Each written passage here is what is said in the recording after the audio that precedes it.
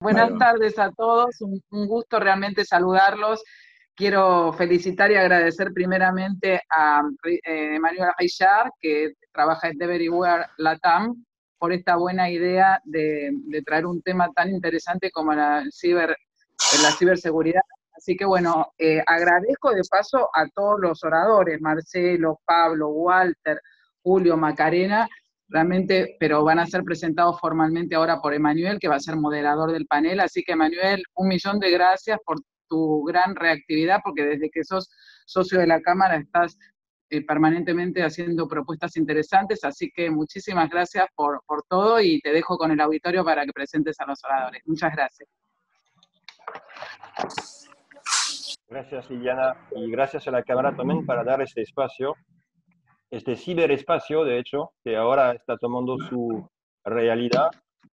En tiempos de confinamiento no podemos más movernos, se terminaron las reuniones, los cafés, las medialunas en la Cámara, lástima, pero otro día será. El contexto del teletrabajo hoy es una gran pregunta y problemática para muchas empresas que todavía no están preparadas en el trabajo remoto. Si bien las grandes ya estaban, las medianas y pequeñas no lo están. Es crucial hoy de saber y sensibilizarse sobre las cuestiones de ciberdelitos. Se pudo constatar a nivel macro que el ciberdelito últimamente aumentó, ya que todo el mundo está usando la Internet como enlace a su trabajo. Es una pena y es un peligro también para muchas empresas. En el grupo de hoy, y gracias a todos esos, somos amigos ya de antes, pero ya profesionales muy reconocidos. Intervendrá Pablo Lázaro, especialista en ciberseguridad y con alto conocimiento en cibercrimen. Creo que nos has preparado algunos ejemplos, una linda introducción. Después propongo que intervenga mi gran amigo Marcelo Torok. Marcelo es uno de los más reconocidos forense en el dominio digital en el país, una referencia. Walter intervendrá en la noción de mi oficina, no está más en el edificio, pero está en mi living o en el escritorio de la habitación de mi hijo. ¿Qué implica? Macarena nos podrá también explicar de su visión jurídica como abogada los impactos de tantos cambios a nivel legal. Y por fin, si Julio interviene, nos dará su visión de cómo podría ser el futuro del ámbito teletrabajo vs complicaciones digitales. Al fin de cada bloque, si hay algunas preguntas emergentes sobre el tema, le podemos acordar unos minutos, pero vamos a tratar de ser muy breve por el tema del tiempo. Y al final, si usted tiene preguntas, no duden, y por ahí podemos también acercar cada uno de las personas que intervienen para darle respuestas adecuadas a sus propias problemáticas. Muchas gracias por asistir y Pablo, te doy la mano. Pablo Lázaro, ¿no? Sí, señor. Ah, ok. Bueno, gracias. Gracias, Emanuel, gracias a la Cámara.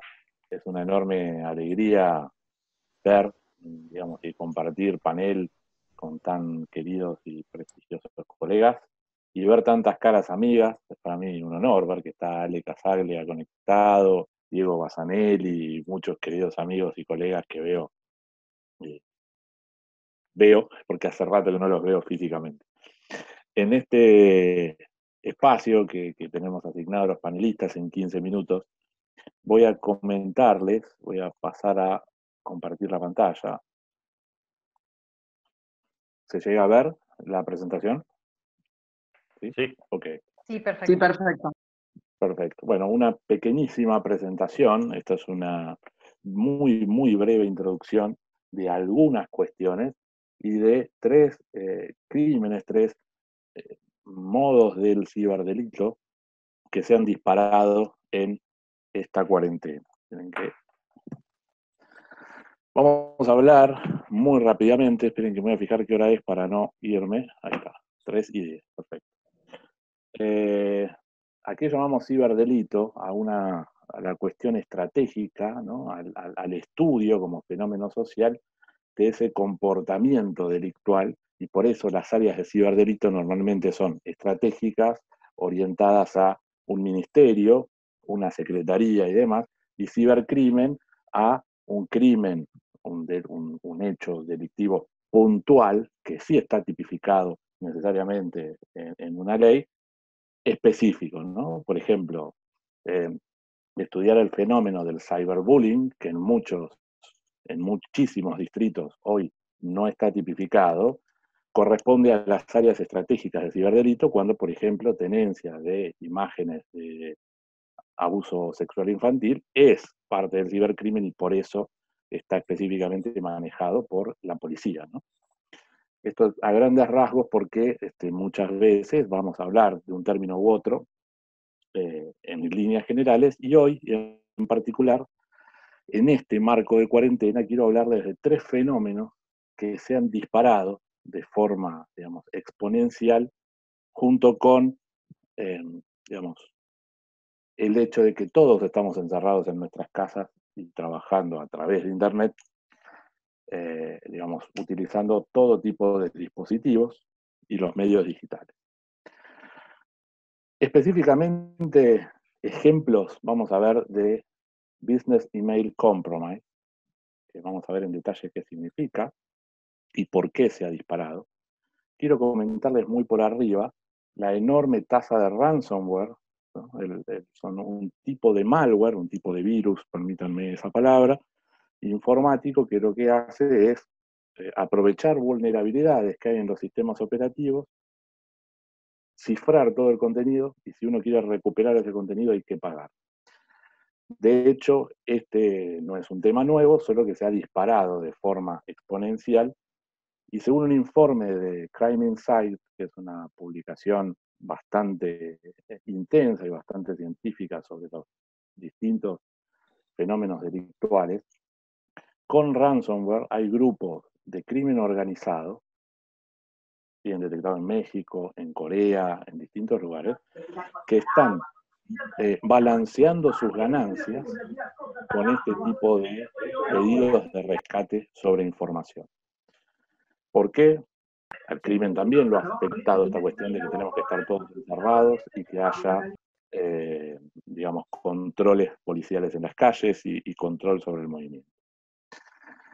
Muy interesante destacar siempre que, sobre todo, bueno, hay colegas aquí que saben muchísimo, como Casaglia y otros, recordarán, y los que no lo saben les cuento, la famosa pirámide, la cabeza de la pirámide de las actividades delictivas que más dinero generan en términos económicos, son históricamente el narcotráfico, la venta de armas ilegales y la trata de personas, siempre peleándose, ¿no?, en ese podio cuál genera más.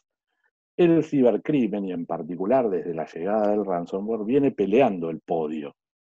¿Por qué? Porque seguramente en términos brutos mueve muchísimo menos dinero que, no sé, el narcotráfico. Pero en términos netos y en términos de riesgo, la ganancia es increíblemente superior.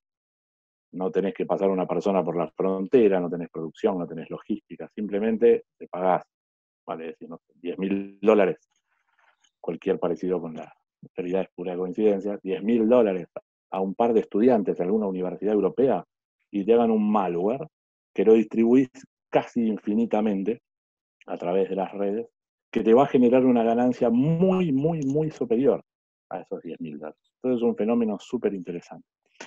Y las noticias falsas o las fake news, que por sí no son un delito, salvo que esa noticia falsa que se está distribuyendo atente contra la salud. Recordarán hace un par de semanas políticos famosos que distribuían un método supuestamente casero donde podías de alguna manera esterilizar tu casa para prevenir el virus. Y cuando uno analizaba un poquito de qué se trataba esa fórmula, se mezclaba lavandina con detergente, que desde que somos chiquitos sabemos que es tóxico, ¿no? Ultra tóxico. Entonces distribuir esas falsas noticias, en este caso que atentan con la salud, son un fenómeno difícil de frenar. Muchas veces son personas que la distribuyen en buena fe, pero no dejan de ser un delito. Sobre lo que vamos a ver en los próximos minutos es sobre el Business Email Compromise y una evolución de las fake news que van a complicar muchísimo más el fenómeno del Business Email Compromise. ¿Qué es el BEC? Business Email Compromise, que sus siglas en inglés se traducen como afectación de los emails corporativos. Alguien lo tradujo al castellano como la estafa del SEO. Yo no fui, no me insulten, pero alguien lo tradujo así. Que son básicamente técnicas de engaño, phishing mayoritariamente, y de ingeniería social para hacerse con el control de los medios de comunicación de una empresa o de una organización más o menos importante. Mayoritariamente el mail. ¿Y esto para qué lo hacen? Normalmente cuando te roban la clave de un mail es algo bastante puntual. Está el hacktivismo, que lo que hace es adquirir acceso a determinados recursos para ponerte una propaganda. En este caso no. En este caso está más emparentado con el espionaje, en el sentido de que una vez que logran acceso a tu corporación, a tus emails corporativos, lo que menos quieren es ser detectados. Por lo tanto, van a estar muchos meses, incluso tal vez año y pico, estudiando el comportamiento de los distintos actores de una organización. Simplemente por estar adentro, tener acceso y mirar. ¿Y para qué hacen esto? Para, una vez entendido cómo funciona perfectamente cada uno de los procesos, emitir órdenes en nombre de esas personas, que pueden ser para generar fondos, para hacer transferencias de dinero, que vamos a ver algunos ejemplos, o para cambiar algún proceso, por ejemplo, relajar algún control fronterizo, ¿no? Por ejemplo. Entonces, vamos a ver dos ejemplos, uno en España y otro que involucra a Argentina y Francia. Esto es muy abuelo de pájaro, cada caso, por supuesto, requiere estudio en sí mismo, en función del tiempo. Mi idea es que vean lo peligroso que es y lo vigente que está, ¿no? Esto fue una estafa que se hizo el año pasado. Fíjense, lo siguen llamando estafa, todavía no estaba categorizado con lo que hoy para Interpol ya se considera una suerte de plaga o epidemia, que es el BEC, seguían llamando o englobando como estafa. Un grupo de hackers o de cibercriminales, en este caso, tomó el control de varias cuentas corporativas de la empresa municipal de transporte de España, de Madrid específicamente.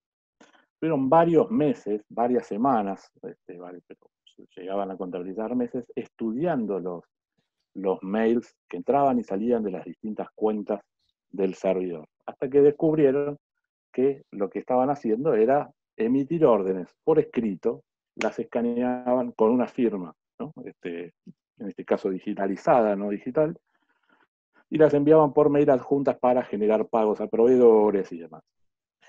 Básicamente, y muy en resumen, en nombre de esta organización, simplemente por estar dentro del mail y a lo largo de estos meses que les digo, se llegaron a transferir a un banco en Hong Kong cerca de 4 millones y pico de euros, con pequeñas transacciones simulando solamente la manera en la que se comunicaban estas personas. Muy precaria, pueden decir, puede ser, pero fíjense que desde adentro, y de Snowden esta parte quedó clarísimo que siempre hay que cuidarse del que está adentro más que el de que, o sea, hay que cuidarse mucho más del que está adentro que el que está afuera.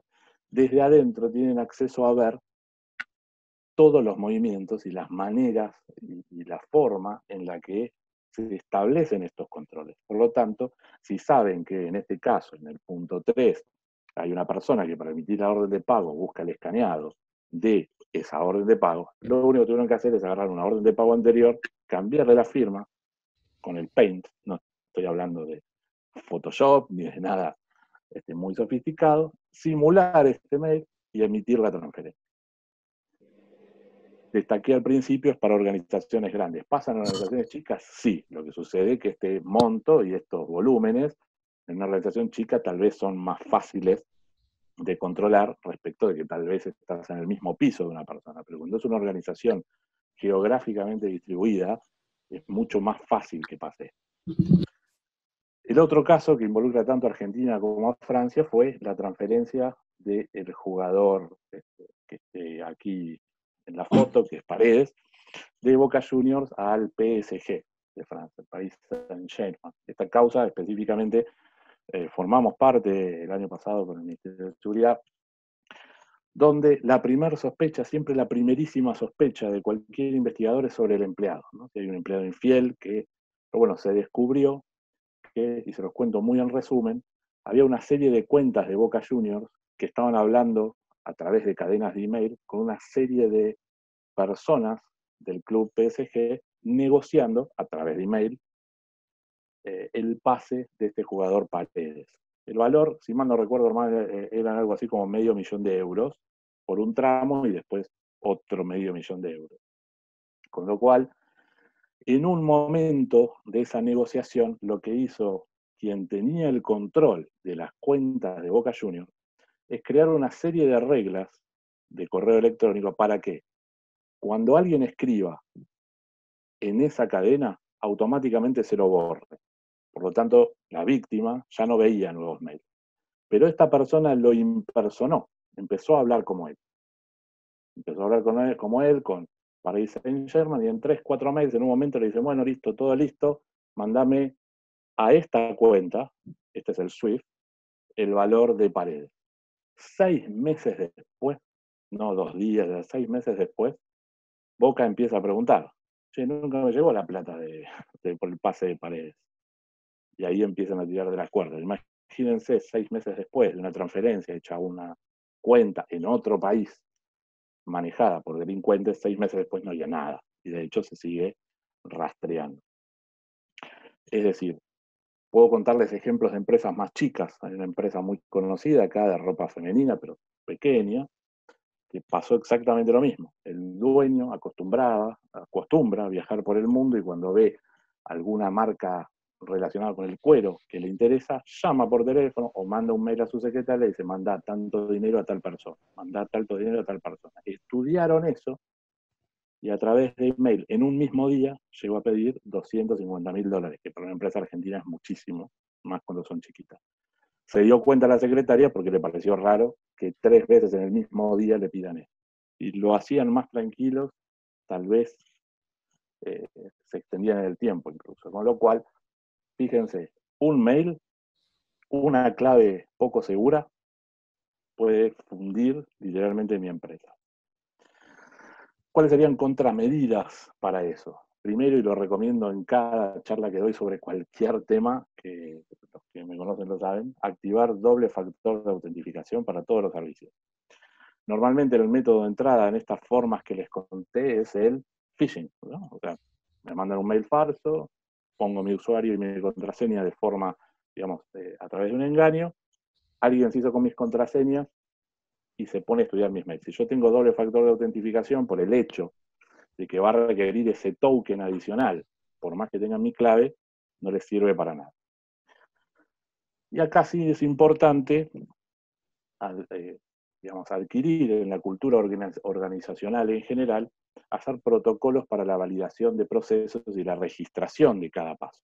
Esto que pasó en Boca o lo que pasó en Madrid se da porque básicamente se dedicaron a charlarlo por mail, ¿no? Y uno tiene una manera de rastrear, una manera de tener múltiples medios a través de los cuales los actores que autorizan puedan dar fe de eso, y no solamente porque por un mail dije dale para adelante, seguramente muchos de estos problemas se hubiesen terminado. O sea, las contramedidas hoy son estas, pero muy importante adoptarlas en la organización, porque una vez que están adentro, es muy difícil sacarlos, ¿no? O digamos, rastrear ese dinero y recuperarlo. La clave de la inversión tiene que ser la prevención. Y en este sentido, y quiero mostrarles cómo esto va a tender a complicarse, ¿no? Vamos a hablar un poco de lo que son las deep fake news. Fake news, todos lo saben qué es una noticia falsa. Deep fake news son las noticias que con técnicas de inteligencia artificial me permiten poner, por ejemplo, mi cara en cualquier video, o crear un video con la cara de otra persona. Fíjense, este es el ejemplo clásico de deepfake news, que alguien lo creó a propósito, que es We're entering an era in which our enemies can make it look like anyone is saying anything at any point in time, even if they would never say those things. So, for instance, they could have me say things like, I don't know. Puede dar una orden ejecutiva, puede hacer lo que quiera. Entonces, el peligro de esto, or, how about this? El peligro de esto es que hoy esto está al alcance de cualquiera. Este es uno de los tantos proyectos que hay en el sitio GitHub, que es el sitio repositorio de open source casi por excelencia, donde pueden bajar un proyecto. Lo único que necesitan es, el producto es gratuito, tener una placa de video más o menos aceptable. No hablamos de algo impagable, hablamos de una Nvidia de, no sé, $2.000, como para que les funcione en esta versión gratuita y puedan generar cambios de caras en video. Esto digo, si ustedes quieren dedicarse a hacer una película, un largometraje, ¿no? Cambiando caras o haciendo videos realmente complicados. Pero hay aplicaciones súper sencillas, gratuitas, al alcance de cualquiera. Esta, por ejemplo, es una aplicación rusa, se llama Face Switch, que me permite tomar una película y cambiar la cara. Pero no solo cambiar la cara, simplemente fíjense en esta etapa de una película rusa, que lo hice a propósito para no herir susceptibilidades con ninguna película en particular. Fíjense que este muchacho tiende a estar triste. Eso, más mi cara, fíjense qué fácil que fue hacer este video, puede tomar animación en segundos, y con $2 por video me puedo hacer un video completo. Ahora piensen un segundo lo siguiente.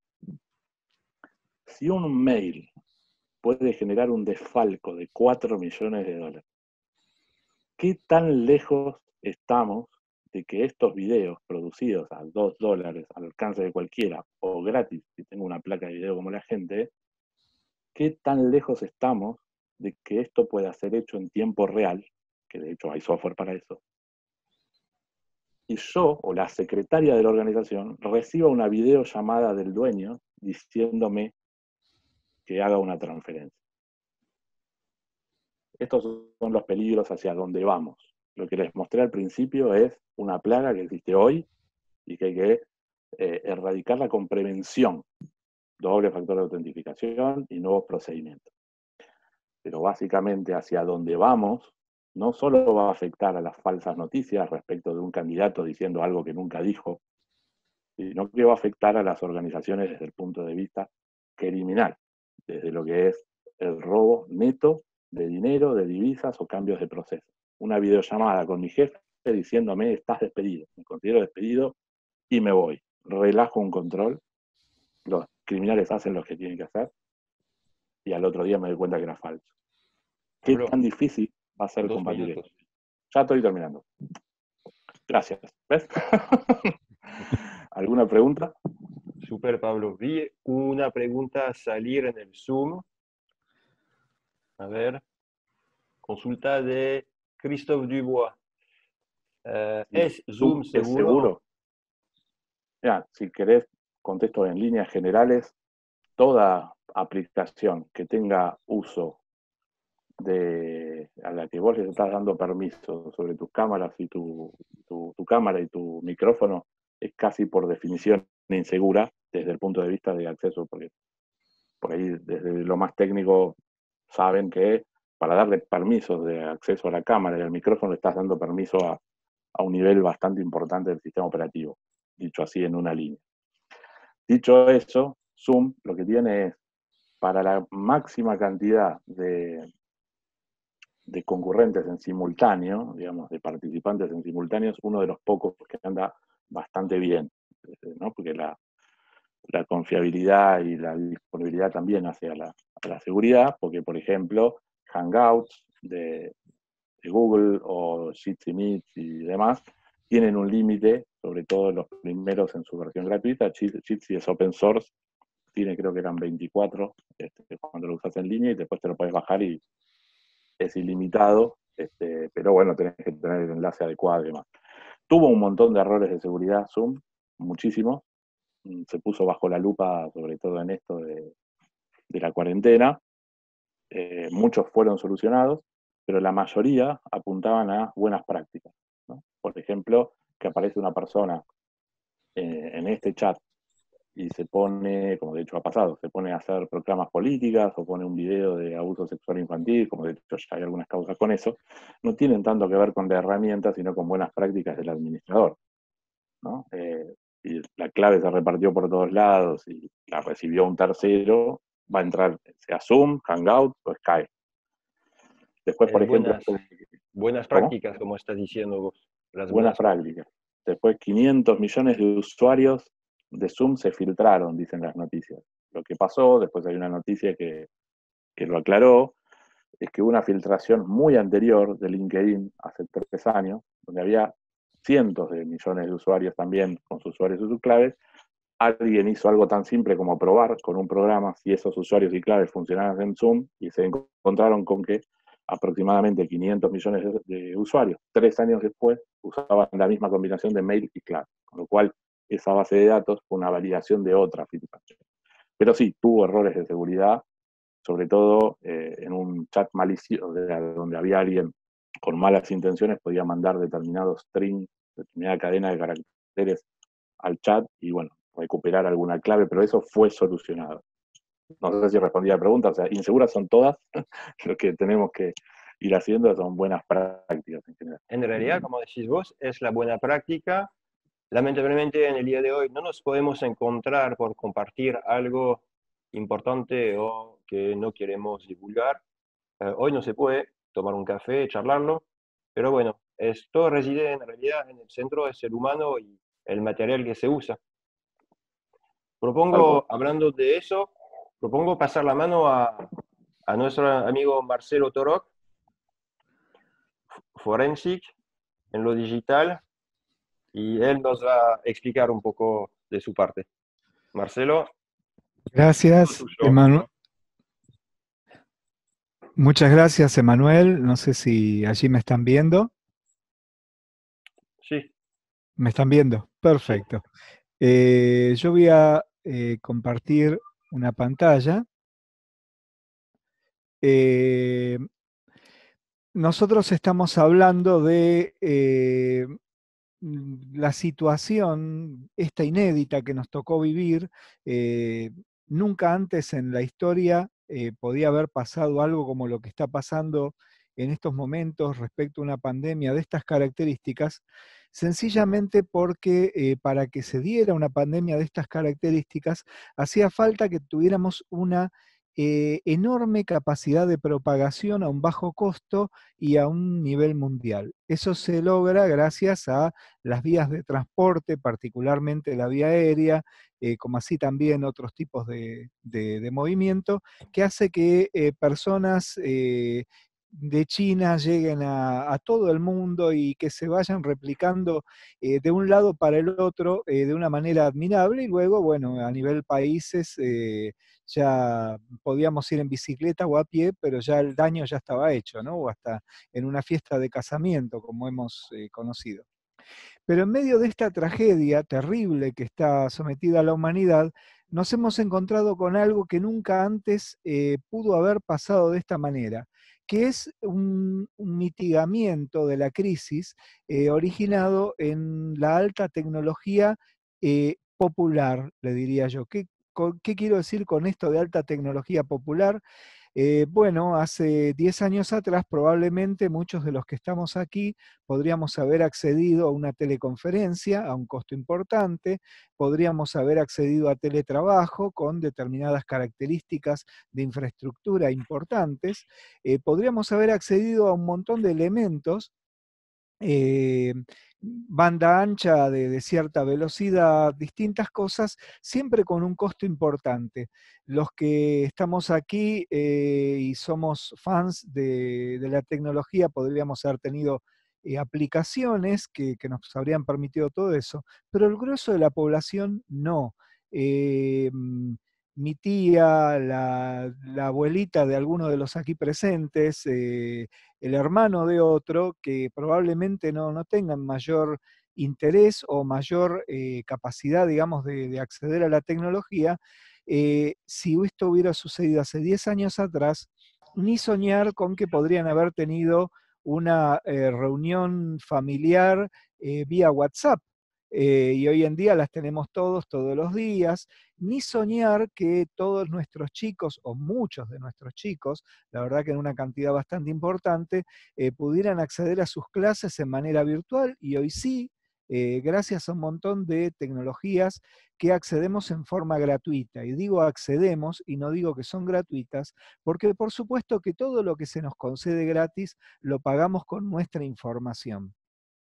Por eso cuando esta pregunta que le hicieron recién a mi querido amigo Pablo respecto a si Zoom es seguro, que no creo que nos la hagan más de 50 veces por día a cada uno de los oradores aquí presentes, en realidad Zoom es tan seguro o tan inseguro como el resto de las plataformas, y también depende de el lobby que tenga detrás, como otras plataformas similares, de las cuales, por ejemplo, se originó el acceso, como bien dijo él, a la lamentable costumbre de replicar contraseñas en todos lados y no renovarlas.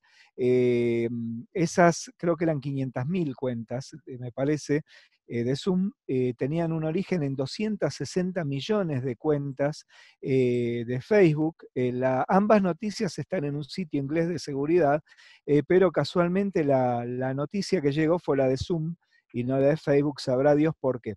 Pero bueno, yo para hablar rápidamente de lo que vengo aquí, que es a un poco alertarnos respecto a la situación que pasa el día después de una crisis en una empresa donde fenómenamente concedimos alegremente teletrabajo a todo el mundo, o en una escuela después que se le dio clase gratis a todo el mundo. Necesitaría primero un poco hablar de, a ver si tengo aquí el acceso, sí señor, los observadores silentes, los observadores silenciosos que tenemos atrás. ¿Quiénes son esos observadores silenciosos? Los que normalmente están atrás de la web, atrás de nuestras redes, tratando de hacer el día a día, y que normalmente no los notamos porque no tienen nada que ver con nuestra cosa del día a día. Pero hoy sí, hoy están ahí y están para jorobarnos porque ese es su negocio. Vivir un poco de la privacidad ajena, del acceso a las cuentas ajenas, y a veces lamentablemente perturbar, como está en estos momentos. Les digo, estamos viviendo un pico de ciberdelitos tales como grooming, o sea, el acoso sexual de un menor por parte de un adulto usando las redes sociales e internet. Lamentablemente esto de la difusión, yo creo que irresponsable, que hicieron de que tengan sexo virtual, hizo que hay mucha sex extortion, o sea, gente que se vincula a través en el derecho a su privacidad y a través de su cámara web, y que ahora la están extorsionando con el tema de sus imágenes, etcétera, etcétera, ¿no es cierto? Hay, por ejemplo, esto del phishing, es verdad, y ojo que está pasando con todas las cuentas. Probablemente alguno de los que está aquí en esta sala de reunión habrá recibido algún correo en inglés que le dice hola fulano, y le pone una contraseña que en muchos casos es una contraseña vieja, y le dice tenemos tus fotos y tus videos, si no pones tanta plata en Bitcoin en tal cuenta las vamos a difundir. En realidad es una mentira. Hicieron ese mismo método de lo del Zoom, de emplear cuentas y contraseñas, hicieron un phishing con un poderoso spam de correo para ver quién picaba. Se supone estadísticamente que un 3% de la gente, entre 3 y 5%, responde. No quiere decir que tuvieran fotos o videos comprometedores, pero responden, y eso ya les sirve a esta gente. O por ejemplo, los que dicen te tengo tu información encriptada y en realidad no tienen nada, y también hay gente que responde aunque les parezca mentira, no, ni siquiera verifican. Pero bueno, todo eso que forma parte de este delito requiere de algunas definiciones rápidas, muy rápidas por el poco tiempo que tenemos. La primera, hay gente que no sabe si decir cibercrimen, ciberdelito, cybercrime, etc. Vamos a decirlo rapidito. Delito es una acción que va en contra de lo establecido por la ley y que es castigada mediante la aplicación de una pena grave. O sea, si yo estaciono en la esquina, me hacen una multa. Eso no es un delito, es una infracción. En cambio, si yo me robo un auto, es un delito. ¿no es cierto? Ahí ya lo otro con una multa probablemente, o a veces con algún trabajo comunitario, zafaba. Acá es muy probable que al menos tenga una prisión en suspenso. Crímenes más graves, ¿se entiende? Por crimen, un delito de importante gravedad, o bien en ciertos países específicamente, un delito ofensivo en contra de las personas. O sea, si seguimos subiendo el tenor de la gravedad del daño, uno entonces la infracción, otro el delito, y este es el crimen. El crimen es o bien de una magnitud importante, o bien cuando es atacando a las personas. O sea, podríamos decir, por ejemplo, que cierta clase de phishing no deja de ser ciberdelito y que si a la persona le hacen sextortion, ahí sería un cibercrimen, o si hubiera, digamos, cyberbullying, o sea, una agresión por las redes, o el mismo grooming, sería cibercrimen. Ahora, el fenómeno cibernético, nosotros hablamos de ciber gracias a una definición que tiene más de 25 años. Y la cibernética es la ciencia que se ocupa de los sistemas de control y comunicaciones entre las personas y las máquinas, estudiando y aprovechando todos sus aspectos y mecanismos comunes. Cuando yo hace unos cuantos años atrás trataba de explicar qué era el fenómeno cibernético, la mayoría de la gente me miraba y si era en un aula donde estaba dando clase me decían, profe, lo tengo que memorizar. Hoy en día cualquiera de nosotros sabe que ingresa en su computadora y se comunica con su hijo, con su nieto, o con el home banking, o que hace el teletrabajo, o que estudia, está haciendo un curso de yoga por internet, o que puede realizar la tarea aunque esté en jardín de infantes. Eso es parte del fenómeno cibernético. Ahora, si yo sumo esa cibernética con el delito y el crimen, de ahí surge el ciberdelito y el cibercrimen. Ya entendido, ahora les voy a explicar rápidamente, por el tiempo que tenemos, los avances tecnológicos potencian el accionar criminal. ¿Qué quiere decir esto? ¿Vieron cuando vemos a la policía con una camioneta vieja o un auto, no quiero decir la marca porque capaz es patrocinante aquí, tratando de perseguir a un delincuente que va en un auto alemán de última generación, ya sea robado o propio, no importa, y que lo pierden de vista, o que pobres un par de agentes con armas reglamentarias que tienen más años que mi querida suegra, tienen que agarrarse a los tiros con un tipo que tiene una mini Uzi y otro con una mini Ingram. Bueno, ahí tenemos avances tecnológicos que van contra el accionar criminal. Lo mismo pasa con la tecnología, geoposicionadores, sistemas de filmación sigilosa, escaneos, un montón de elementos que se emplean, que eso daría para una charla larga, eso los potencia, pero eso no es ni cibercrimen ni ciberdelito, es potenciamiento. Ahora, vamos al cibercrimen. Yo digo, esto es una teoría mía, que hay tres formas, hay tres concepciones respecto a la tecnología con la relación con el delito, con el crimen. La primera es el cibercrimen. Este cibercrimen cambió el modelo delictivo, esto es obvio, o sea, hoy en día nos enfrentamos, aquí hay amigos, como bien dijo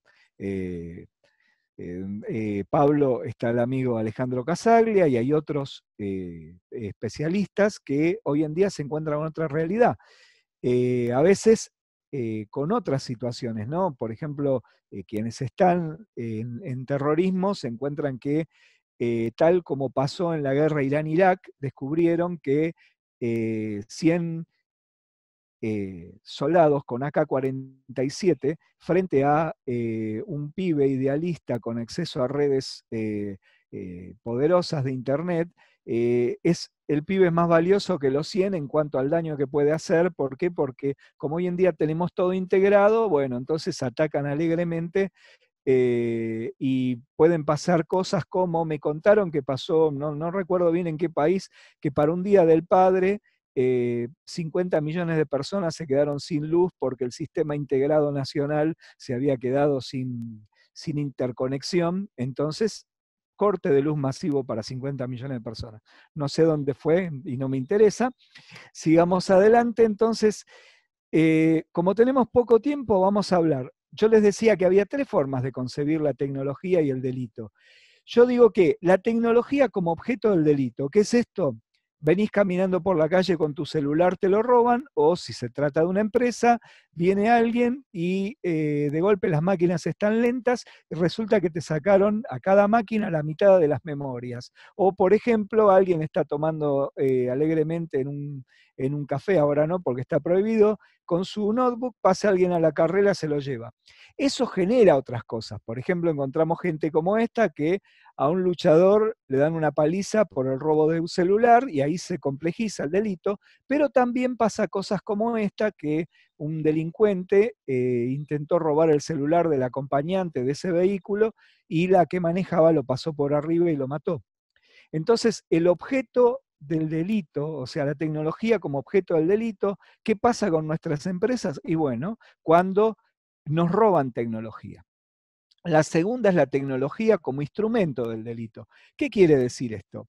La tecnología como instrumento del delito es cuando pasan cosas como recién decía Pablo, el phishing, o como yo explicaba esa serie de delitos gravísimos que hay, como es el grooming. Nunca me voy a cansar de decir que los delitos sexuales infantiles, todo lo que genera la pedofilia, todos los accesos, digamos así, son de una gravedad inusitada y nunca hay que parar de atacarlos, nunca hay que parar de atacarlos. A ver, me voy a poner un lente que aquí Emanuel me dijo algo y no lo pude ver. Perfecto. Entonces, ¿qué pasa con las empresas? Bueno, el robo de cuentas bancarias, el uso. A mí me pasó, por ejemplo, analizar un cliente, es un organismo público, en determinado momento, cuando fue la famosa resolución del tema del agro, alguien que era de un organismo público se puso a atacar en contra del gobierno en ese momento, bueno, usando la cuenta oficial. Eso le generó un problema a ese organismo público. A veces nos pasa, por eso tenemos que tener ciertos controles, y de ahí esto que yo hablo de la ponderación del riesgo legal tecnológico. Entonces, dijimos objeto, segundo instrumento. Y el tercero, bueno, acá vemos vemos un detalle de distintos casos, y el tercero es el ciberespacio como lugar del hecho. ¿Qué quiere decir esto? Desde el crimen de Abel, que lo mata Caín, hasta el último crimen actual, todo sucedió en el mismo espacio, el espacio físico. Hoy en día tenemos otro espacio, este ciberespacio. Que usemos la palabra virtual no quiere decir que es algo figurado, algo que no existe. Quiere decir que sucede, que se concreta en un nuevo espacio novedoso, como nunca antes hubo, como son nuestras redes, nuestros servidores. ¿Que sucede? Sí, sucede. ¿Que genera muertes? Sí, por supuesto. Por ejemplo, el desafío de la ballena azul, que se llevó tantos chicos, lamentablemente, o por ejemplo, el caso de cyberbullying, cuántas veces hubo situaciones que provocaron hasta suicidios, y por ejemplo también, antes hablamos de las viudas negras como unas señoritas o caballeros que iban en determinados lugares no muy santos a seducir a personas para quedarse con sus ingresos. No es que puse una foto de mi abuelita, no es mi abuelita, y espero que la abuelita de ninguno de nosotros. Esta señora amorosa en Canadá es la viuda negra de Internet, la persona que tiene el segundo ranking de enemigo público número 2 de Internet en Canadá, y casualmente fue por seducir personas y quedarse con sus ingresos. ¿Qué pasa con las empresas hoy en día, para ir terminando? Las empresas que encontraron una solución en toda esta situación de poder conectarnos y hacer teletrabajo y hacer videoconferencias, se encuentran que de repente se divulgan sus secretos, se encuentran que trabajadores emplean computadoras que no tienen niveles de seguridad aceptables, o que la seguridad interna de la empresa no aseguró adecuadamente la manera del manejo de la información y le roban información que antes no podían. Todo esto es lo que yo llamo la ponderación del riesgo legal tecnológico. ¿Qué es esto? Bueno, es precisamente anticiparse a lo que puede llegar a ser el día de mañana un dolor de cabeza.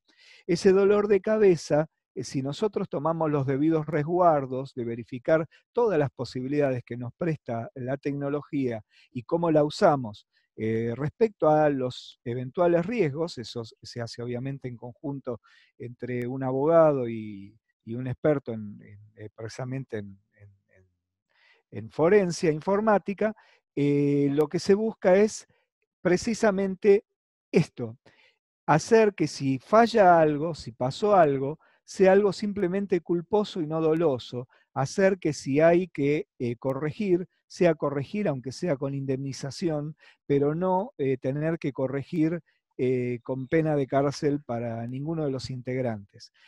Quiero agradecerle a la Cámara esta invitación, a todos los participantes, y quiero también agradecerle a Emanuel todo el esfuerzo que hace para difundir todas las cosas que hacemos nosotros. Y bueno, y aquí estamos. Te devuelvo la palabra, Emanuel. Gracias, Marcelo. Y muchas adelante. Gracias por todo. Fue realmente un placer y tan claro. Nos dimos cuenta que los delincuentes cibernéticos son apatriados, no tienen lugar, no tienen territorios. Y además de eso, son creativos. Sí. Es decir, que en un momento así de la situación de salud pública que tenemos, tuvimos también que ser muy creativos para mantener, no a su vez, el trabajo, las actividades de cada empresa, pero también reforzar la seguridad para evitar que pase lo que estamos viendo desde Pablo o desde tu lado, Marcelo. Sí. En este caso, de un día por el otro, nos encontramos con nuestros empleados o yo invitado en quedarme en mi casa y a trabajar. ¿Cómo hago? ¿De qué forma? ¿Y cómo resguardo a la vez mi integridad material y también la integridad de la empresa, sabiendo que no estoy en la oficina, estoy en mi living? Así que, Walter, si quieres exponer un poco la situación de fuego que se tuvo que enfrentar al principio de la pandemia a nivel IT para poder conservar la actividad profesional de las gentes. Gracias. Bueno, muchas gracias, Emanuel. Muchas gracias a la cámara. Ahí voy a compartir la presentación. Bien, un poco para ponernos en contexto, más allá de que todos sabemos que todo el mundo, en casi todos los países, está en su casa y está trabajando, y no solo que está trabajando, sino que en su tiempo libre también está utilizando sistemas, plataformas, todo lo que sería streaming, video en tiempo real, gaming. Acá yo les traje un dato del ente regulador de comunicaciones de Argentina, y sabemos que han crecido, estos son todos aumentos, el 230% de las aplicaciones de videoconferencia, el tráfico remoto de las VPNs, Skype, Webex, Zoom, esto que charlábamos un poco antes, ahora lo voy a ampliar. Y por otro lado,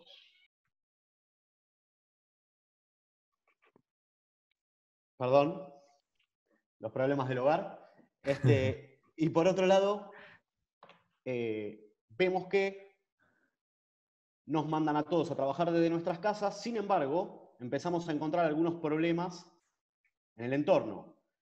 Uno de los problemas principales de Argentina, recibimos cantidades de pedidos, ni siquiera de clientes, sino de gente conocida que ayudemos a conseguir notebooks, ya que no había notebooks. Entonces, empezamos con el primer problema, que tengo que trabajar desde mi casa full time, pero no tengo cómo hacerlo. No puedo llegar a la oficina a buscar mi computadora por la prohibición que hay de circular. Todo lo que es logística está bloqueado también. Entonces, ¿qué empezó a pasar y qué estamos viendo en casi todas las compañías, medianas, grandes y demás? Que se empezó a utilizar la computadora hogareña para conectarse al trabajo. Y bueno, ¿qué problemáticas nos trajo esto, no? Básicamente, en la computadora donde mi hijo juega y juega en red, en donde la computadora que se comparte en toda la familia y demás, empiezo a trabajar con la oficina y me empiezo a conectar a servicios, servidores y redes de la oficina. Entonces, ¿qué pasó? ¿Qué desafío empezamos a tener los equipos de sistemas, de seguridad, de IT, de infraestructura?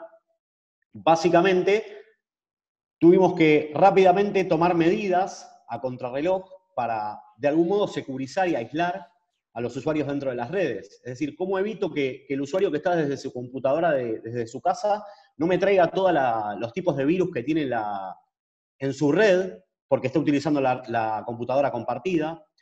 ¿Cómo evito la fuga de información? Porque, claro, necesito copiarme el archivo del compartido de la oficina, y en el archivo tengo toda la liquidación de haberes del personal, y me lo traigo en la computadora para que sea más rápido, porque tarda mucho para trabajar en esta modalidad.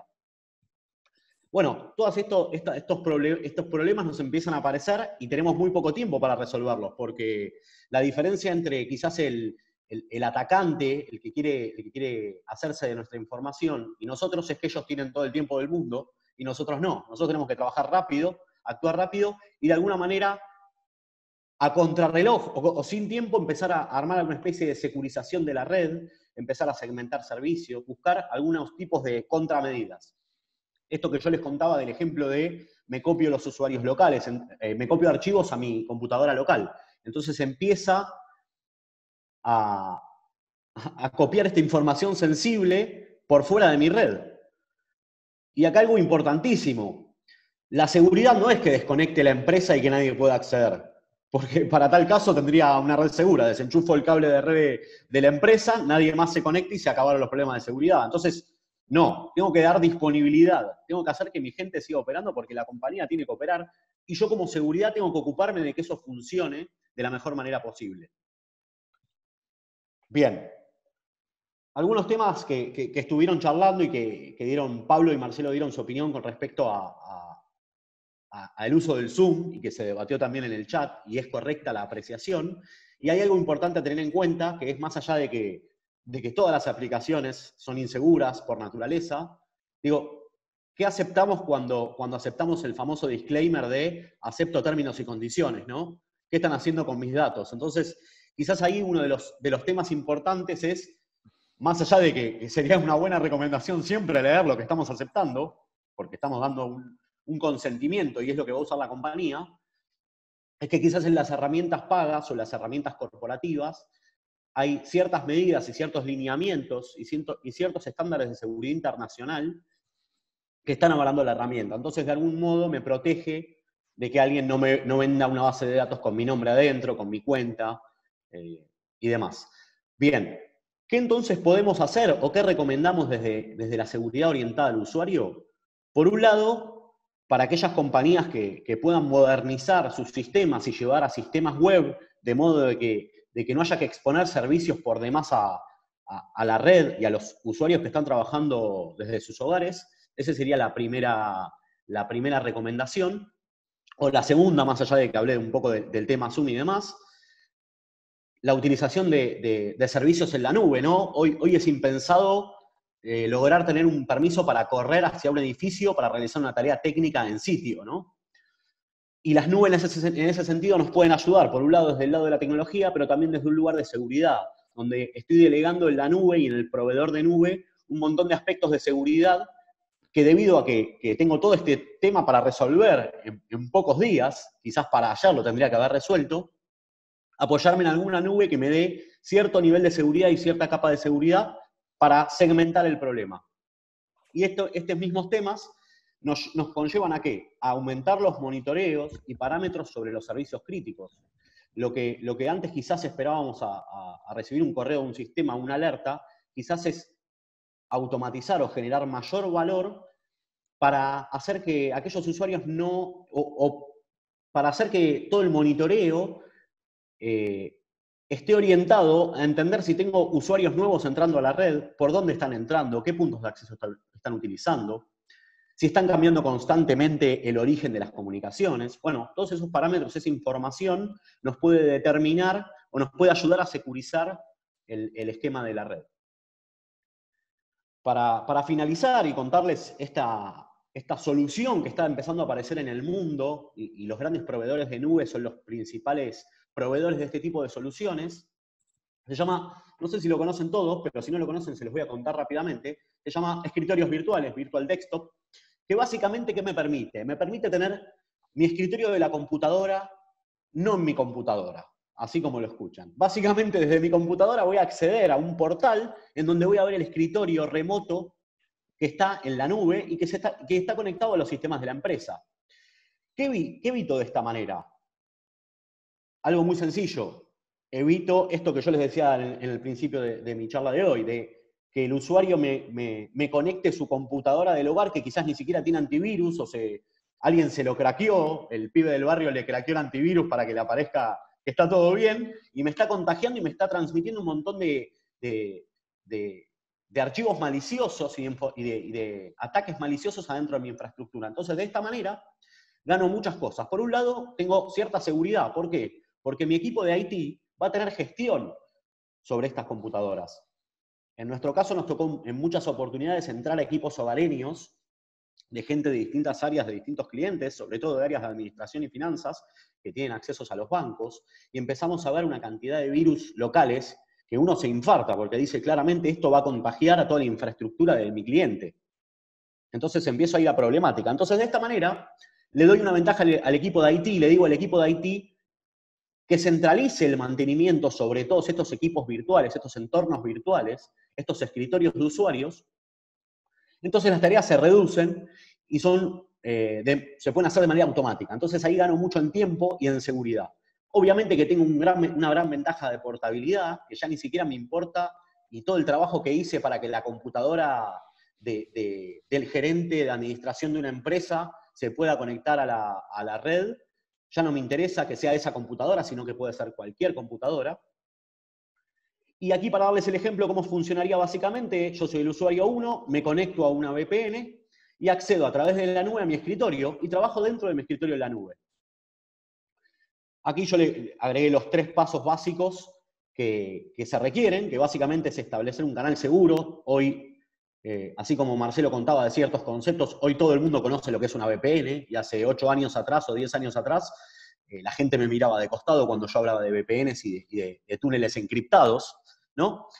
Hoy día es algo común, entonces lo que hacemos básicamente es conectarnos a una VPN y a través de esa VPN accedemos a nuestro escritorio. Entonces ya la computadora local, hogareña, deja de ser un problema.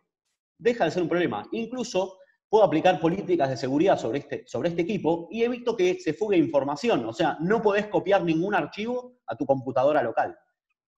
Entonces, esta es una de las contramedidas utilizadas o que se van a empezar a utilizar. Esto ya lo están hablando todas las multinacionales de tecnología sobre el futuro del escritorio, ¿no? Hasta ahora, como lo conocíamos, que era yo me instalo todo en mi computadora, aunque aparecieron algunos dispositivos en donde se trabaja full con la nube. Esta es la nueva tendencia que va a venir desde las computadoras de escritorio. Y es lo que quizás van a adoptar desde pymes muy pequeñas hasta empresas grandes, porque los abstrae de ocuparse de las computadoras hogareñas de los clientes. Bien.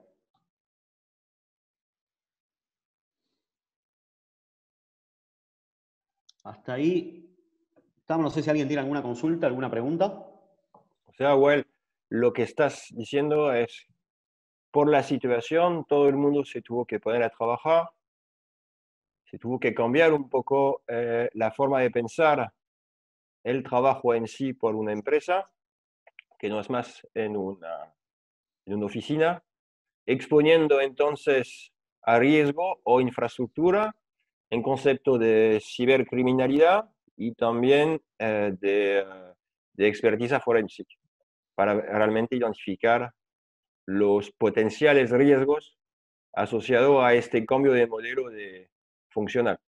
Sí, es la tendencia que va a venir ahora, ¿no? Ahora vamos a empezar a escuchar hablar de esta nueva tendencia de trabajar con escritorios en la nube, donde voy a totalmente isolar o aislar a la computadora hogareña.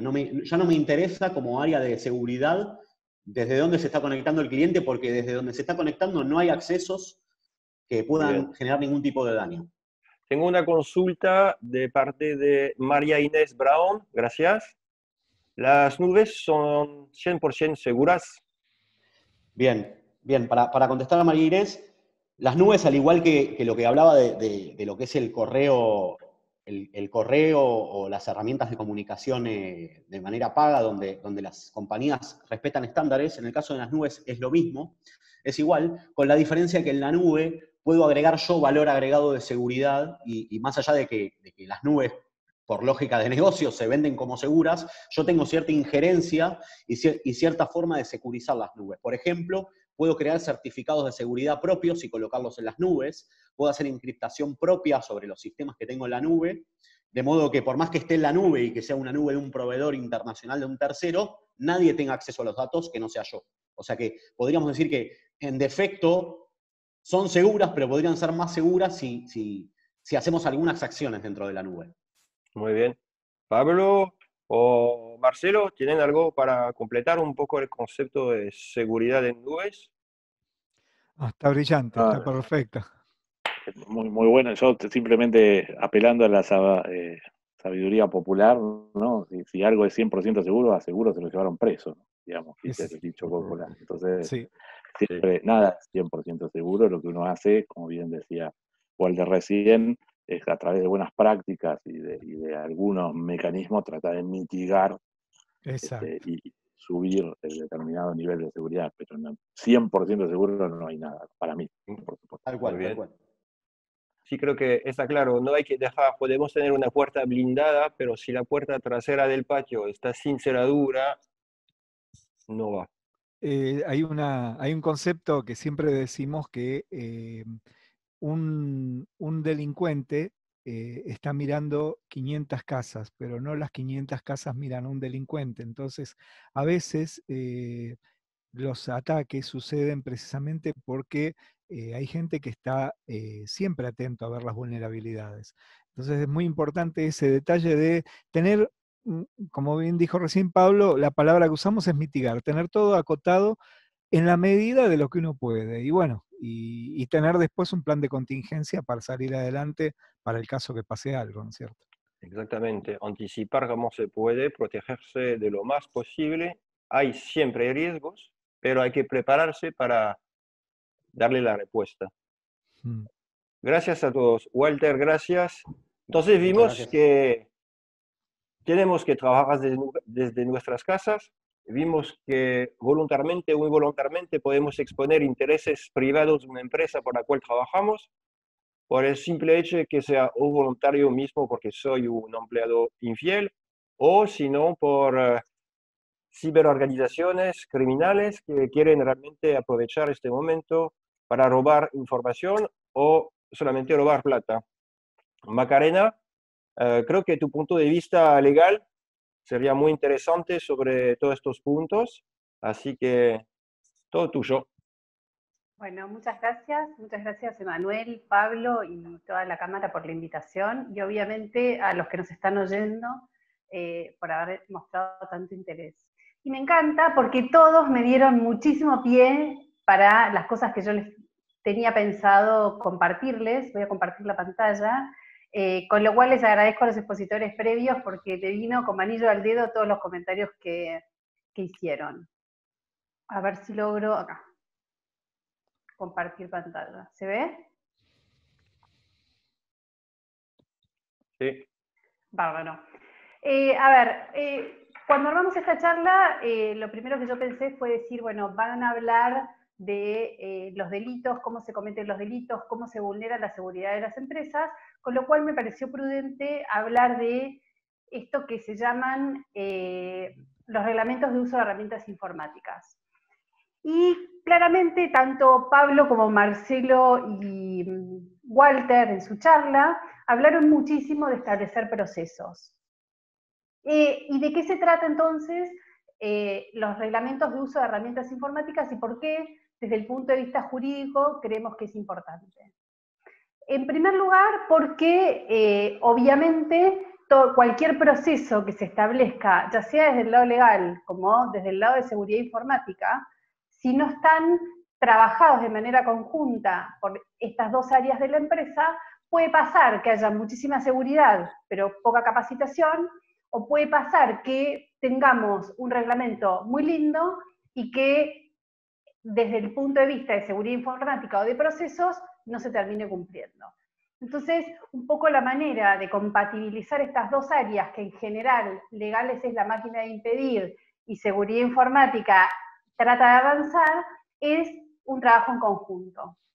Y esto nos permite, como dijo Pablo, establecer que las medidas que se establezcan y que sean prioridad para la seguridad de una empresa estén puestas por escrito, que todos los empleados que tengan que cumplirlas sepan qué es lo que tienen que cumplir y por qué, porque cuando una empresa o una compañía puede transmitir la importancia de y la dimensión del daño que se puede producir, es mucho más fácil tener a toda la organización más alineada en no anotes las claves, no las pegues en un post-it, no uses la misma clave que usás para tu mail personal, para ponerla acá, y obviamente no te acuerdes de la abuela del de seguridad informática que te pide que pongas 400 caracteres en tus contraseñas que nunca te vas a acordar. Entonces, un poco la idea era tratar de resumir que todo esto que estaban diciendo tenía que tener sí o sí el acompañamiento del lado de legales y la coordinación.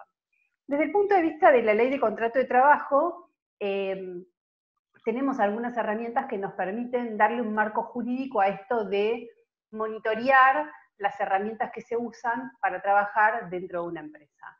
La ley de contrato de trabajo es clara y establece que los empleados tienen que cumplir con determinadas reglas, no solo con llegar a horario de su trabajo, trabajar o lo que fuere, sino con todas aquellas que hacen a ser un empleado fiel en todo punto, desde el sentido más amplio, diligente y, por otro lado, aceptar que ciertos mecanismos y que ciertos procesos van a ser monitoreados desde el lado de la empresa. Esto está establecido en la Ley de Contrato de Trabajo respecto de las obligaciones del empleado y de las facultades que tiene el empleador para organizar la empresa de la manera que mejor le parezca.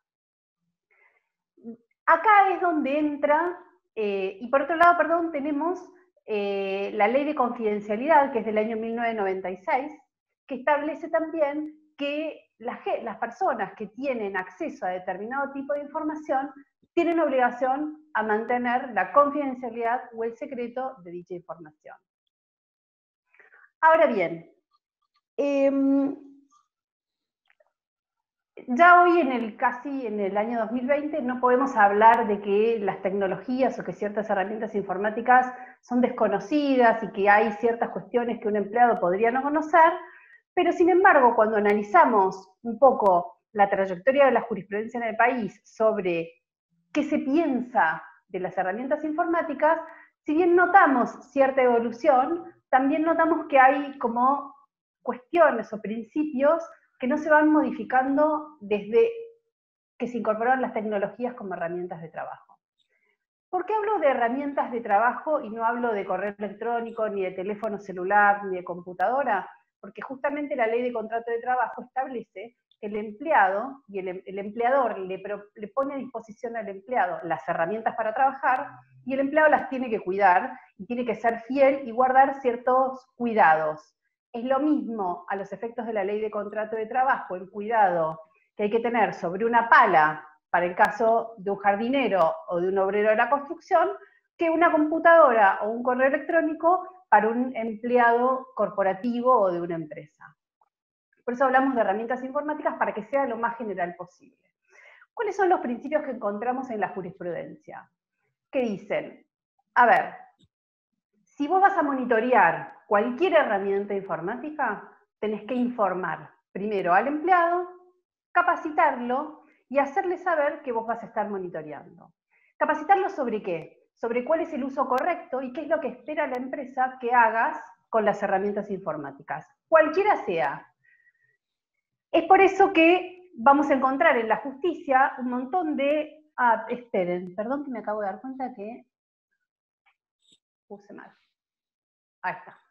Es por eso que vamos a encontrar en la justicia un montón de fallos que dicen, puede ser que haya usado mal el correo electrónico, puede ser que haya utilizado mal los sistemas informáticos de la oficina, puede ser que haya utilizado el teléfono corporativo para algo personal, pero si no se establecieron cuáles eran las pautas por las cuales esas herramientas debían utilizarse, es probable que la desvinculación de un empleado o una sanción a un empleado sin que se lo haya advertido antes sobre qué es lo que se espera, sea desproporcionada.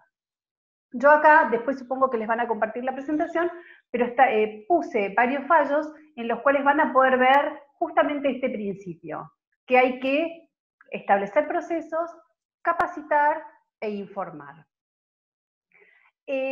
Hay fallos incluso sobre distribución de material pornográfico, y dejo afuera la pornografía infantil porque es diferente el tratamiento que se le da, pero por ejemplo en los casos de distribución de material pornográfico hay fallos que hacen lugar al despido con causa, y hay fallos que dicen, no señores, vos no advertiste, está bien, está mal que haya utilizado la computadora de la empresa para descargar material pornográfico, o que se lo haya reenviado a alguien que pensó que podía gustarle recibir ese material, y justamente hay dos fallos que uno dice está bien el despido y otro está mal. ¿Y cuáles son las causales para hacer lugar a un reclamo o al otro? Justamente esto, la existencia de reglas claras sobre el uso y el monitoreo. También hay fallos contradictorios, o diferentes más que contradictorios, que uno dice una cosa y el otro dice otra, de fechas bastante similares, en las cuales se detecta que un empleado de una empresa manda información por correo electrónico a un competidor de la empresa, y en un caso se hizo lugar al despido con causa y en otro caso no se hizo. En el caso en el que se hizo, era porque había procesos dentro de la empresa que establecían para qué se podía utilizar las herramientas informáticas. Obviamente, si hay algún laboralista escuchando, podrá pensar, bueno, la pérdida de confianza que se produce por este tipo de cosas amerita el despido sin causa. Pero yo lo voy a sacar del análisis a eso, porque lo importante que traté de marcar en todos los fallos que comento en la presentación es este punto, que no solo tienen que existir los procesos, sino que tienen que ser conocidos por los empleados. Acá hay un caso que también, que es de la justicia penal, ya no laboral, pero que sí tiene que ver con empleados de una empresa, donde llevan al área de sistemas de la compañía la computadora para que les haga un backup. Al tiempo, otros empleados de la misma empresa empiezan a recibir propuestas de trabajo de una pyme X. Como los empleadores sospechaban, lo que hacen es revisar el backup de estos dos chicos que habían llevado para que el área de sistemas de la empresa les hiciera un backup. Los despiden, se inicia además una causa penal, y en la causa penal una de las cuestiones que se evaluó es que no se había brindado a los empleados pautas claras sobre la utilización de las herramientas informáticas.